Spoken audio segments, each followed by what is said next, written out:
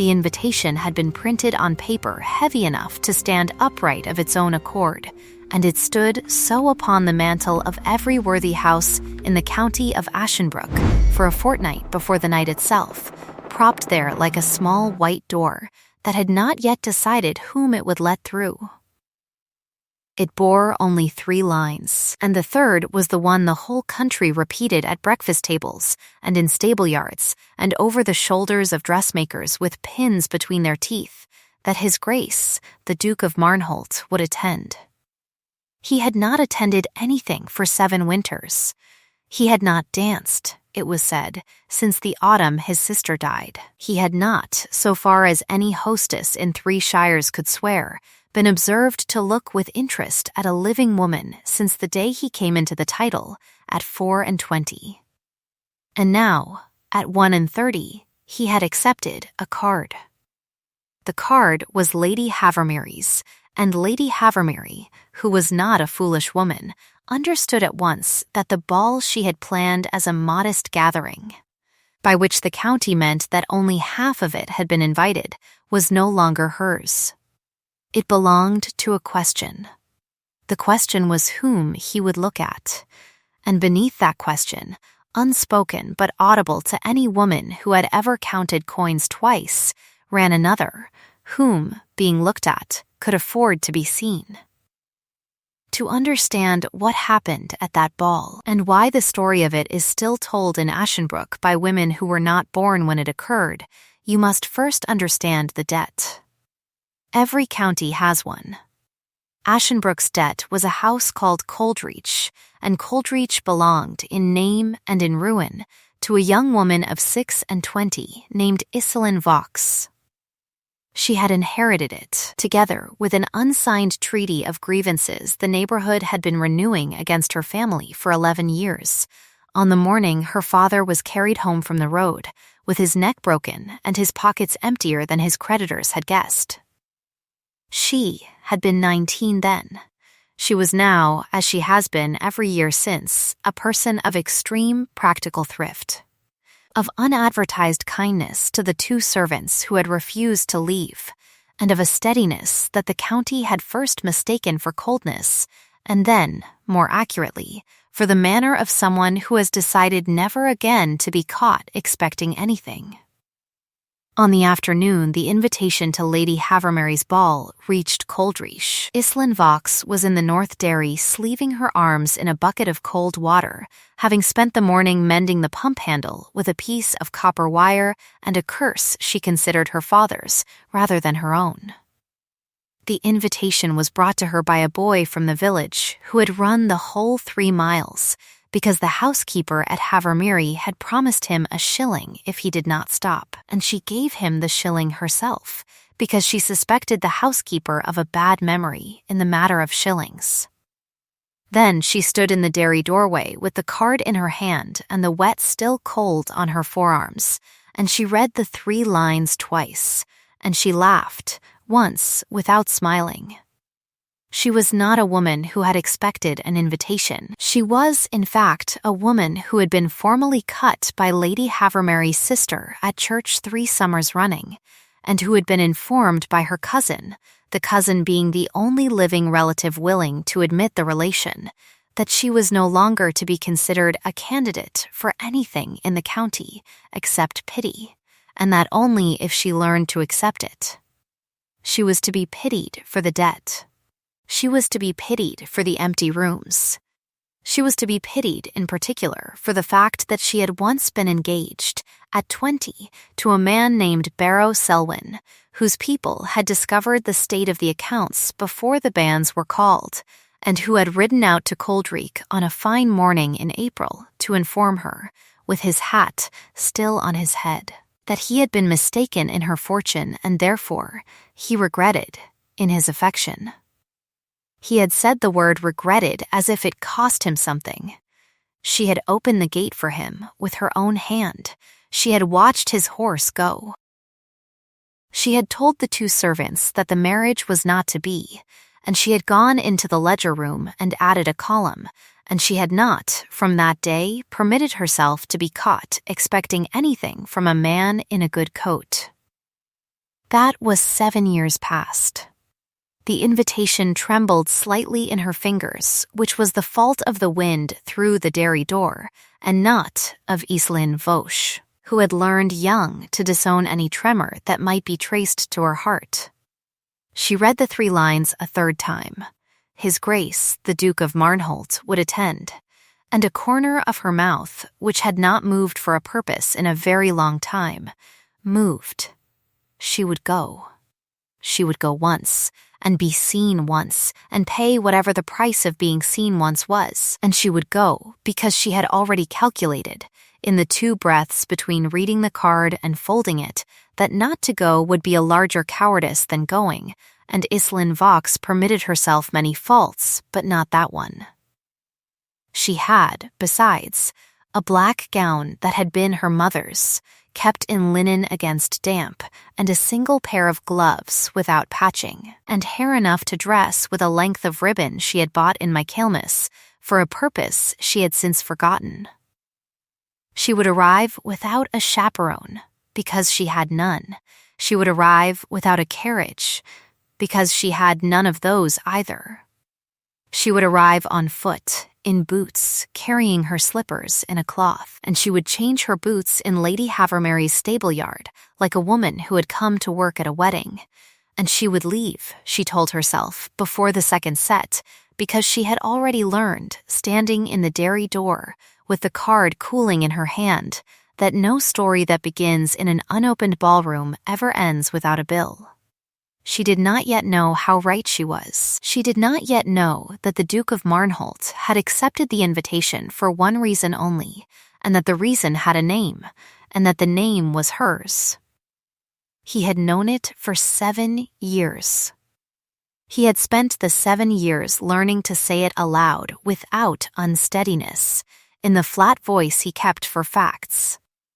He had not yet said it aloud to another living soul. On the evening the ball was set, the Duke of Marnholt rode down from the north through weather of a color that old herdsmen in Ashenbrook still call the ducal grey, a low, even light without wind, the kind of sky that seems to hold its breath.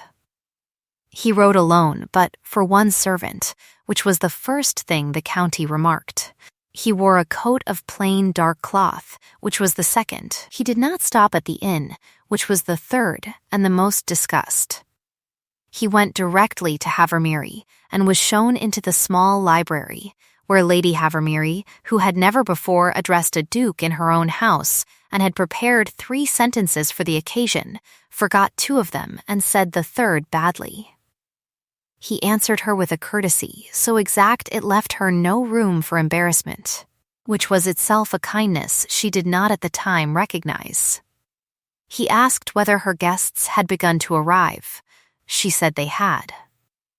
He asked her one further question, which she afterward could not recall the words of, only that it had contained the name of a house, not Coldreek, but a house adjacent to it, one whose fields ran up to Coldreek's western wall, and she had answered, without knowing why she was being asked, that yes, the mistress of that house was expected, and yes, she believed, though she was not certain, that Miss Vock of Coldreek had been included in the general card. She had, in fact, included Miss Vock at the last moment, and against her own inclination, because her steward had asked her to.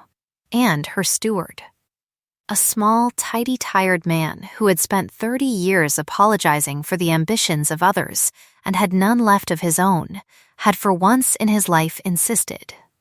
The Duke of Marnholt, hearing that Miss Vaux had been invited, permitted himself the beginning of a smile that did not finish, and Lady Havermere, who was watching him closely because she was not a foolish woman, saw it and did not understand it, and filed it away against a later hour. He thanked her. He went to change. And below, in the long room that had been cleared for dancing, the county of Ashenbrook was gathering itself into ranks with the seriousness of an army that had been told to look its best and had believed the order.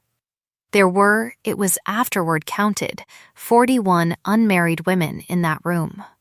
There were mothers behind every one of them, and behind the mothers there were fathers pretending not to watch, and behind the fathers there was the servants' gallery, from which the housekeepers and ladies' maids of 3 shires watched, with the practiced patience of people who already knew how the evening would end and were only interested in the details. Every woman in that room had been placed.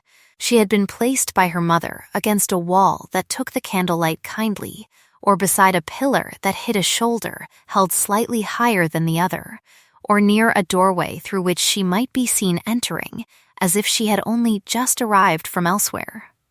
Every gown had been chosen against the gowns of the other women present, and every choice had been reported through servants for a week.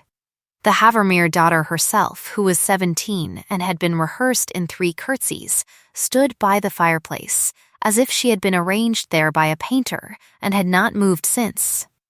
And into this room, 20 minutes after the appointed hour, walked Iselin Vaux of Coldreach in a black gown that had been her mother's, with her hair dressed by her own hands, and slippers she had put on in the stable yard, and no one to announce her but a footman who did not know her and mispronounced her name.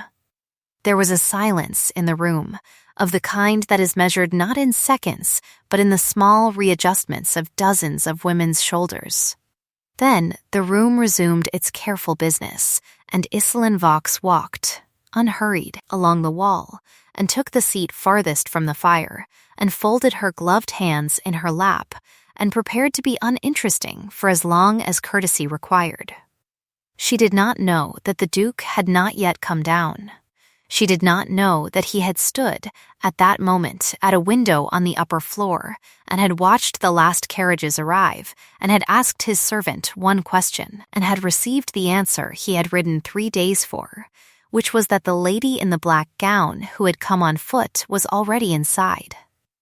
She did not know that he had turned from the window then, and had gone to a small table by the door, and had taken from his pocket a folded paper he had carried for 7 years, and had read it once, not because he needed the words, for he knew them, but because he wished to be reminded that a promise made to the dead is discharged only in the presence of the living, and had put it back inside his coat, over his heart, where it had always been. She did not know that he had come down the stairs then, alone, and had passed through the antechamber where the elder gentlemen were smoking, and had bowed to Lord Havermere without stopping, and had crossed the threshold of the long room at the precise moment the first set was ending. The music stopped for him. It did not stop by any signal. It stopped because the musicians, who were 4 men from the village who had never in their lives played for a duke, forgot what they were about when he entered. The silence that followed was not the polite silence of a room adjusting to a guest. It was the silence of 41 waiting mothers understanding, at the same instant and without a word between them, that the moment they had prepared their daughters for had begun. Every gown in the room was, by the small compulsion of 41 hearts, made a little more visible. Every chin was, by the same compulsion, lifted the width of a coin. Lady Havermere, standing near the fireplace with her daughter arranged at her elbow, drew breath to make the presentation she had planned for a fortnight. She did not, however, get the sentence out. The Duke of Marnholt bowed to her, a bow of exactly the depth her rank required, not a shade shallower, not a shade deeper, and this precision, which she had not expected, disarmed her more than warmth would have, and then, without waiting to be led, he began to walk. We will take a very short break here. If you are enjoying this story, please take a moment to subscribe so you will not miss what happens next. He walked the length of the long room. He walked as a man walks who has already decided, some considerable time before, exactly how many paces he intends to take and where he intends to stop.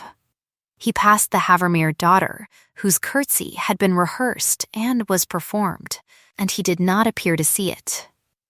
He passed the Selwyn cousins, 3 of them, who had arranged themselves in a fan of pale blue and had been told by their mother that a duke would notice pale blue against candlelight, and he passed as if pale blue were the color of the wall behind them. He passed Miss Ardis of Bromore, whose father had bought 3 new horses for the season on the strength of her supposed prospects, and he did not turn his head. He passed Lady Havermary's own sister, who had been the woman to cut Islin Vox at church 3 summers running, and he passed her without a bow, which the sister would remember on her deathbed. He passed the fireplace. He passed the small table where the punch was set. He passed the last pillar. And it began to be understood, in a slow, humiliated wave that traveled the room without a word spoken, that he was not choosing among them. He had chosen already. He was only crossing a distance. The mothers, who were not foolish women, understood first, and their faces did not change, which was the discipline of their class. The daughters understood second.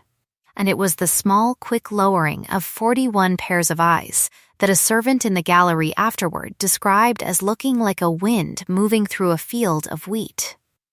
Only Iselin Vox did not understand. She was watching the far door, having decided already, at the sight of him from across the room, that she would slip out before the second set as she had planned, and she had begun to rise. She had gathered the black gown in one hand. She had glanced once at the footman to see whether he could be counted on to fetch her cloak without a scene. She had turned, in the half-motion of a person who has been in the world long enough to know how to leave a room without disturbing it, and she was already, in her own mind, in the stable yard, changing her slippers for boots. She did not see him coming. He stopped before her at the moment her weight was on the wrong foot, in the small awkwardness of a woman caught between sitting and standing, and this, the fact that he had caught her in motion, that he had not permitted her the composure of being discovered still, was, though she did not know it then, the first kindness of a man who understood her very well. She looked up. He did not speak. He had not, in fact, spoken since he entered the room, and would not speak, so far as any witness afterward could swear, for another full minute. He looked at her. He looked at her the way a man looks at a page of accounts he has kept in his own hand for years and has come at last to close. He looked at her without hunger and without hesitation, and the room, which had been counting the seconds since he passed the fireplace, counted 3 more. On the 4th, he extended his hand. He did not extend it in the gesture of a man asking a lady to dance, which is a gesture the county knew and could have interpreted. He extended it, palm upward, at the height of her own hand, in the gesture of a man offering to help a person to her feet. And Iselin Vox, who had learned at 20 never again to permit herself to be caught expecting anything from a man in a good coat, and who had for 7 years disowned any tremor that might be traced to her heart, looked at that hand and did not move. She looked at the hand. She looked at his face. She looked at the hand again. And in the small, exact voice she used with tradesmen who had come to be paid what was owed them, she said, without rising, "Your grace is mistaken in the lady." He did not withdraw the hand. He said, quietly, and only she and the 2 women nearest heard him, "I am not." That was all. 2 words. He did not follow them with a name, or with a bow, or with any of the phrases the county had assembled in advance for him. He held the hand out, palm upward, and he waited, and Iselin Vox, who had refused 7 years of pity and 3 years of matchmaking, and 1 very bad offer from a widower in the next parish, and who had opened her own gate for Barrow Selwyn and shut it after him without weeping, discovered with something like anger that she did not know how to refuse the hand of a man who was not asking her for anything except to stand up. She rose. She did not take his hand. She rose on her own, as she had risen at every hour of her life since her father's horse came home without him, and she stood before the Duke of Marnholt in her mother's black gown, and she said, still in the tradesman's voice, "I do not dance, sir. I came only to be seen once, and I have been seen." He inclined his head, exactly a shade, the width of a coin, and he said, "Then let me walk you to the door." And this, which the county afterward disputed in every parlor for a decade, was either the most extraordinary courtesy ever paid to a woman of no fortune in Ashenbrook, or the most terrible provocation ever offered to 41 waiting mothers. Or, as one very old woman in the servants' gallery observed to her neighbor with the calm of someone who had watched 3 generations of matches made and unmade, simply the plainest thing a man had ever done in that room. He walked her to the door. He did not offer his arm. He walked at her side at the exact distance a servant walks from a mistress, and he did not speak. And she did not speak. And the room parted for them without a whisper, because no one had yet decided what a whisper would mean. At the door she paused. She had not planned to pause. She paused because it had come to her, in the 8 paces from her chair to the threshold, that she did not know this man, and that he had crossed a room of 41 women to reach her, and that in the ledger of her life, in which every entry had been made in her own hand. This was an item she could not place. She turned to him. She said, in a voice that was no longer the tradesman's voice, but had not yet become any other why. He looked at her. He said, "Because I promised your brother I would." She did not know she had a brother.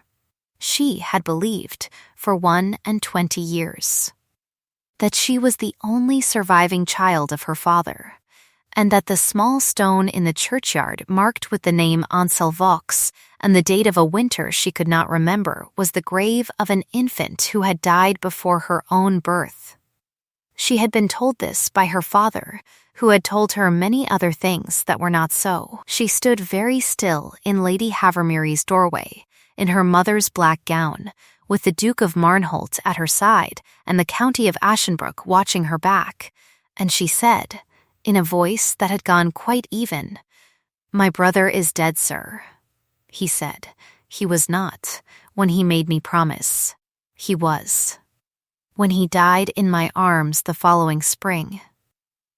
He asked me to find you. He asked me to see, with my own eyes, whether you had been left as he feared you had been left. He asked me, if you had, to make sure of you. I have taken 7 years to find you, because your father had given you a different name in the parish books, and had used it against your brother's letters, which never reached you. I have taken 3 of those years, since I understood who you were, to arrange my affairs, so that when I came, I would come as a man, and not as an errand. And I have taken tonight, Miss Vos, because I could not think of any other way to be certain you would let me speak to you, except to make it impossible for you to refuse to be spoken to. If I have done you an injury by it, I ask your pardon. If I have not, I ask a quarter of an hour of your time, in any room in this house you choose, in the presence of any witness you name." He said all of this in the flat voice he kept for facts, and it took him rather less than a minute, and Lady Havermery, who had come to the door behind them, and had heard the greater part of it, and understood none of it, and all of it at once, said, "Without being asked, the small library, your grace, I shall send my steward as witness." He was, I believe, acquainted with the late Mr. Vaux, and the small, tidy, tired steward, whose one act of insistence had put Iselin Vaux's name on the card, stepped forward from where he had been standing in the shadow of the hall these 2 hours, and bowed to her, and she saw for the first time that his eyes were wet, and she understood, in that moment, that he had known. He had known for 7 years. He had waited for a duke to come, because he had not himself the standing to speak, and he had waited without hope until a card was written, and he had put her name on the card because the promise was not his to keep, but he had kept as much of it as he could. She looked at the steward. She looked at the Duke. She looked, past them both, at the room she had walked out of, at 41 women in gowns chosen against each other, and at the mothers behind them, and she saw with sudden clarity how small and cold that room had always been, and how many years of her own life she had spent in rooms like it defending herself against being wanted by any of the men in it. She said, "The library." She went to the library. The Duke followed at the servant's distance. The steward went with them. Lady Havermary, showing that discretion which had made her mistress of a house in a difficult county, closed the door herself and stood outside it, and permitted no one to approach for the whole quarter of an hour, and afterward for another quarter, and afterward for as long as was necessary, which turned out to be until the last carriage had gone and the candles had been snuffed in the long room, and the 4 musicians had been paid and sent home in the ducal gray light of a morning that had not yet decided to be blue. What was said in the library between Iselin Vox and the Duke of Marnholt is not known in Ashenbrook to this day, though it is guessed at freely. It is known that the steward wept once and apologized for it, and was told gently by the Duke that he had done a great service. It is known that Iselin Vox did not weep because Iselin Vox had disowned that tremor at 20 and did not take it back that night. It is known that a folded paper, carried 7 years in a coat over a heart, was laid on a table and read by her twice, and that the second time she read it, she set her hand flat upon it, palm down, as if to hold a small living thing still. It is known that when she came out of the library, her face was the same face, because she had learned young to keep it the same, but that the steward, who was walking behind her, was seen to be walking straight for the first time in 30 years. It is known that the Duke of Marnholt walked her out of Havermary's house at the servant's distance, as he had walked her to the door of the long room, and that he asked her, at the gate, whether he might call at Coldreek the following afternoon. It is known that she said, in a voice that had become at last her own voice, "You may, sir, but you will find the roof mended in only one wing, and the pump handle held together with copper wire, and no fire in any room but the kitchen. If you come at all, you must come to the kitchen. I have nowhere else warm." It is known that he said, "The kitchen will do very well." He came the next afternoon. He came the afternoon after that. He came for 11 weeks, and in the 11th week he asked her to marry him, and she said no, because she had not yet finished being certain that she was choosing from sufficiency and not from hunger. And he said, without offense, that he would ask again in the spring, and he did, and in the spring she said yes. And the county of Ashenbrook, which had watched the whole 11 weeks and the whole winter through the window of every parlor, discovered that it had, without noticing, changed its mind about her, and now considered that it had always known she was a person of quality. They were married in the small church at Coldreek, not at Marnholt, because she asked it of him, and he understood why she asked it, and did not require her to explain. The Havermary daughter, who was by then 18 and a person of some feeling, sent a length of white ribbon as a gift, and Iselin Vox, who had learned to accept kindness when it was honestly offered, wrote her a letter of thanks in her own hand. The Selwyn cousins did not send anything, and were not invited, and were, in the ledger of Iselin Vox's life, forgiven by omission, which is the only forgiveness she ever offered anyone who had not asked for it. Barrow Selwyn himself, hearing of the marriage, was reported to have said something clever at his club, and to have been laughed at for the first time in his life by men who had laughed with him for 20 years, and to have gone home early. He married, the following year, a woman with a small fortune and a bad temper, and lived, by all accounts, exactly the life he had chosen when he rode away from Coldreich, with his hat still on his head. The steward at Havermery lived 4 years longer, long enough to see the first child at Coldreich christened Ansel, and to hold the boy once in the kitchen where he had been christened, and to say, in the small, tired voice he had used for 30 years, to apologize for the ambitions of others, that he had at last been of some use in the world, and he died content, in his own bed, with a note from the Duke of Marnholt on the table beside him, and a small sum settled on his sister that outlived them both. Lady Havermery herself lived to a great age, and dined once a year at Coldreich on the anniversary of the ball, and told the story of the walk across the long room to every young woman she could catch, always in the same words, always ending, "He did not so much as glance at any of us. He had come for her. He had come for her 7 years before he ever entered my house." The Selwyn cousins married, respectably, and were not unhappy, and taught their daughters, without knowing it, a slightly kinder version of what they had themselves been taught.